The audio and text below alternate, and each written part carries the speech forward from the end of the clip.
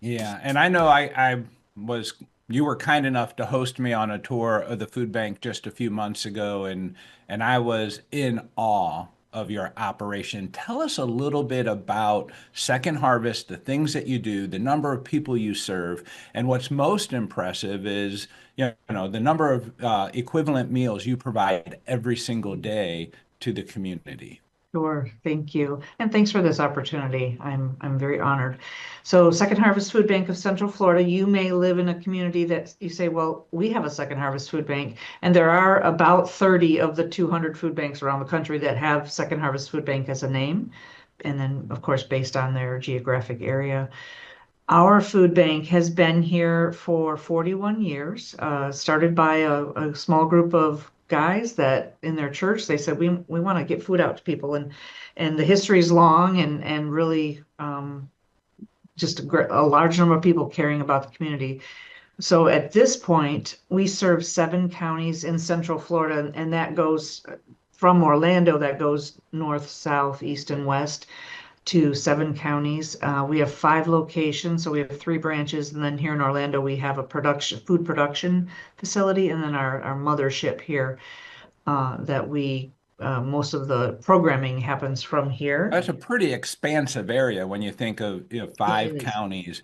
Is Yes. is the most recent hurricane caused any additional demands or increases on the On second our food bank. harvest counties? Yeah. What happens when we know, at least we have notice, we know a hurricane's coming, we will position ourselves depending on what the forecast is to, if we think we're going to get hit, we position ourselves to be ready for that. We aren't first responders.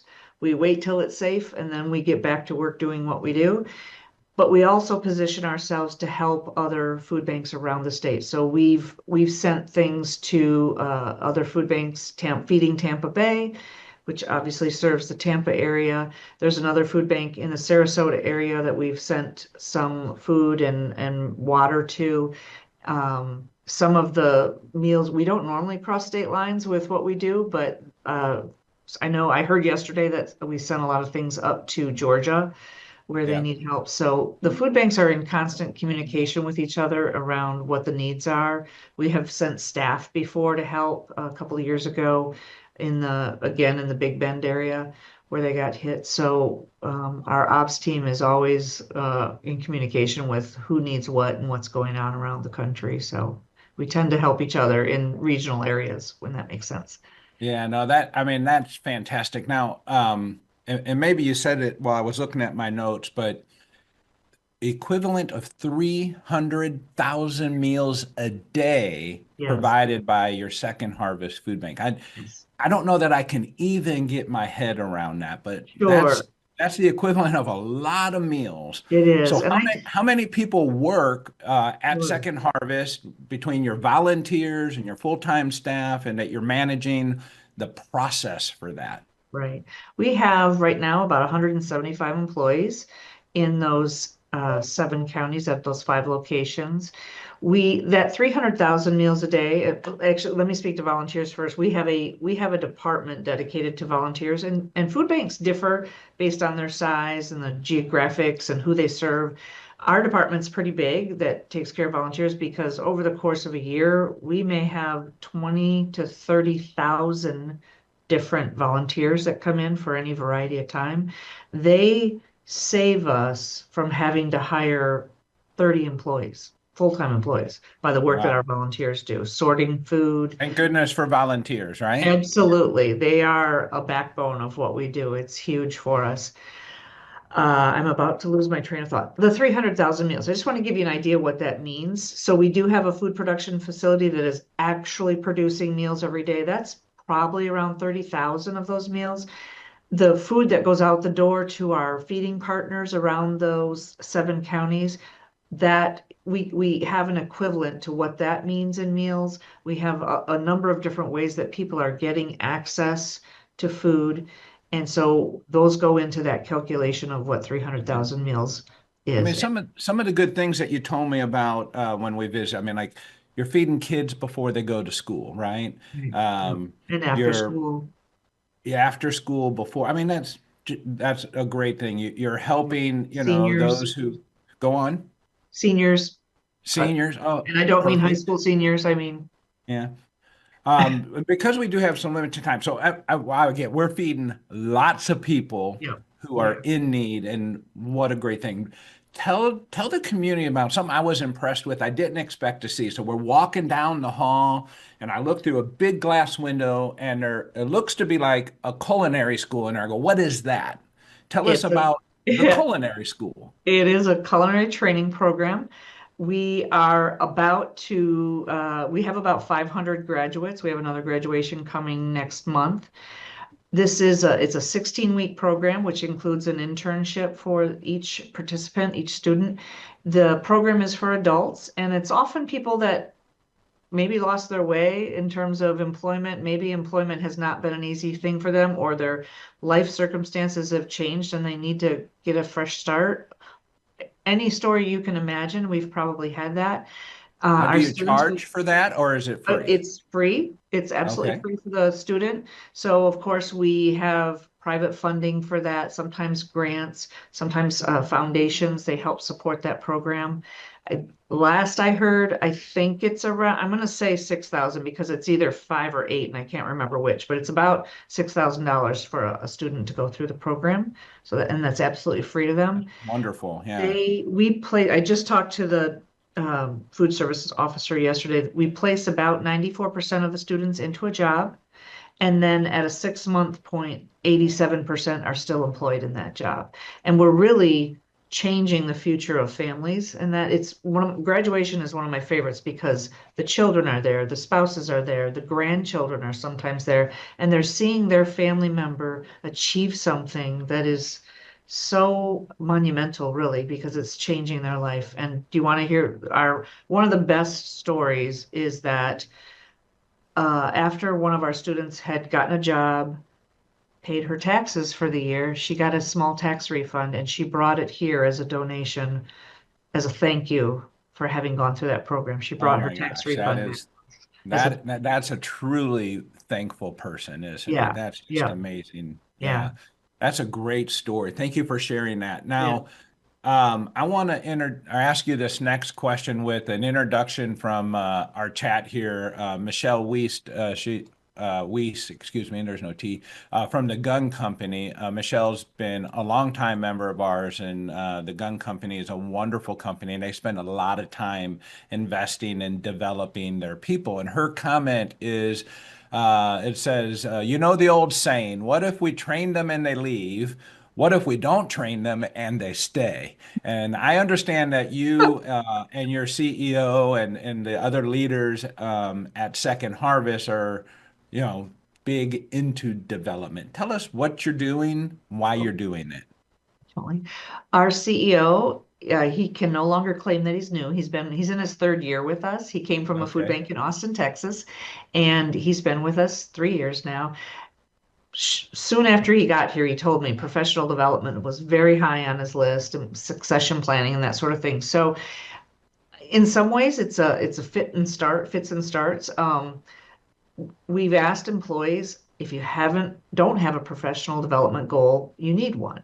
And that could simply be, I want to job shadow somebody for a day. So there's no cost to it. I want to see how that job gets done. And we work to arrange that. And on the other end of the spectrum, we have someone who's in operations, who's interested in human resources. We budgeted money for her to go to the state conference where we saw you Yeah. recently. She's going Right. to go to the state conference next year, and she's in operations, and we're going to pay for that for her to go. So that's more like $1,000 investment for her. And the idea being, we need to develop the talent within the organization. So I do feel we're probably at a younger stage of this than some other places might be.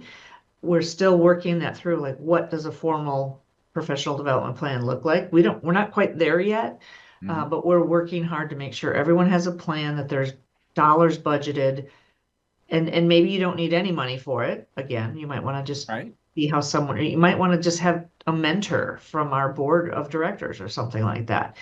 Um, so we're working hard to make sure each person has a professional development goal and then eventually a professional development plan for where they want to go with their career. Yeah, and I mean I applaud you and your CEO in that space. It isn't always about let me send them to training somewhere that might cost a bunch of money. Right. Of course, I like that because we train, we're not doing 300,000, but we train 15 to 16,000 people every year. But there's more to it than training, right? It is about exposure, mentorship, and job shadowing, and project assignment. Lots of things that we can do to create development and make better people. And I do love Michelle staying because if we don't train them, the likelihood of them leaving and going to somewhere better is not probably going to happen. The likelihood of them staying with the skills that we don't need as much versus the skills we need more of is true. And then we're left with maybe a group of people that don't have the skills we need, and that can cause our business to suffer as And well. and not a lot of motivation And because not a lot of motivation. nothing's Great happening. point. Yeah. Yeah, Yeah. I'll find the excellent. motivation somewhere else if Yeah, I can't find it here. yeah. Yeah. Well, Amy, I appreciate you taking some time to share such a good message with all of our members across the country. I'm happy that Second Harvest is a member of AIM. We love working with you. I was so impressed when you gave me the tour of the facility. It was a first-class facility in all ways. I have a safety background, and I did not recognize any real safety hazards from a people development standpoint. I was super impressed in the things you do for the community through your employees and how you run your HR department as well. Hats off to you. Yeah. Thank you very much. That will conclude our program. Nick, I didn't get to the poll question, but maybe we can post that online and we'll share those results online, please.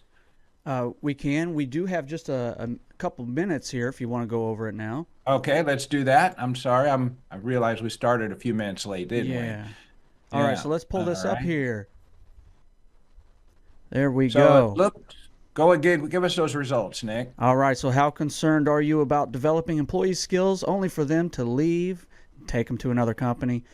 We're at 2.3 on a scale of 5, so we're just a hair on the side of not concerned, but we are still a bit concerned.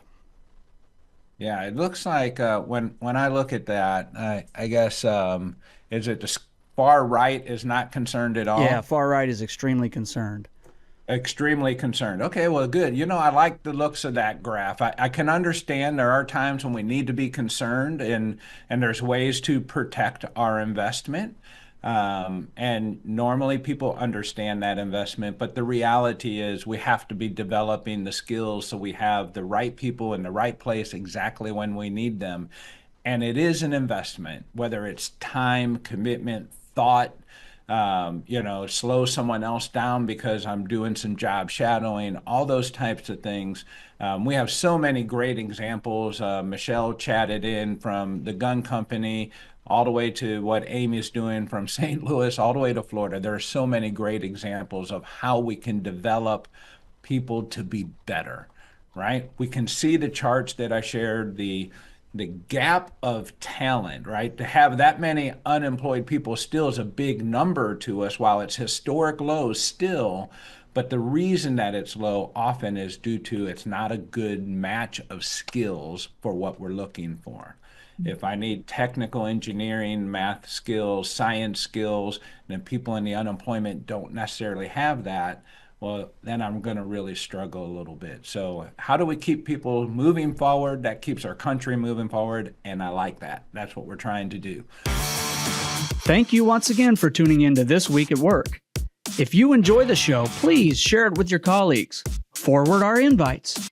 Share the link aimea.org/This Week at Work, or follow or subscribe wherever you get your news and entertainment, like LinkedIn, YouTube, Spotify, Apple Podcasts. We're everywhere you are.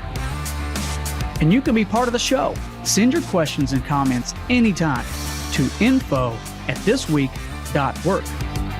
We'll see you next week, 7:30 a.m. Central Time, when we discuss what's happening this week at work.